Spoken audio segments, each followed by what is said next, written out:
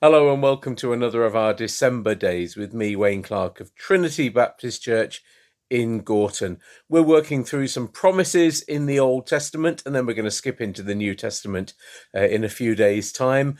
And we're looking at the word for today, which will take us through each day of these December days. We've been looking at promises in Isaiah, and today we're moving from Isaiah to his near contemporary Micah.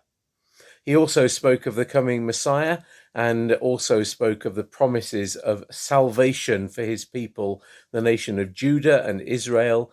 And the same as Isaiah, these promises came from Micah, are fulfilled in Jesus.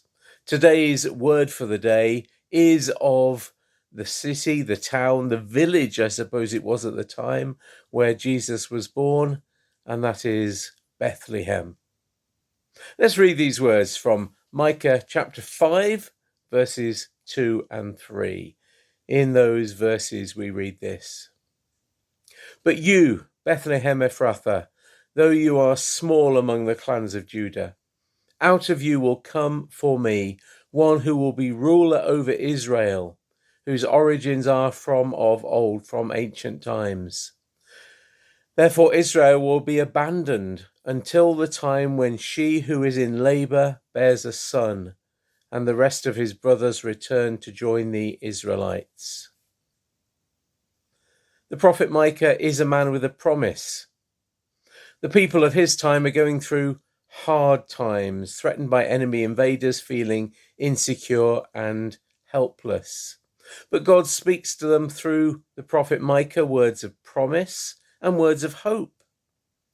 And that in itself is encouraging. Whatever the promise is, the fact that there is a promise tells them that God had heard their prayers and is with them. All is not lost. There is hope. But hope comes from the most unlikely place, from Bethlehem. Now, you and I know all about Bethlehem. It's famous all over the world. But in the time of Isaiah and Micah, it wasn't well known.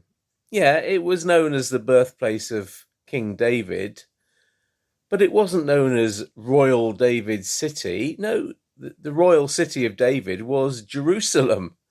Bethlehem was a tiny backwater village. Its origins were of old, as the prophet says, but by Micah's time it was, as the prophet also says, small among the clans of Judah. It was a nowhere place. In fact, there were two villages called Bethlehem in the nation at that time.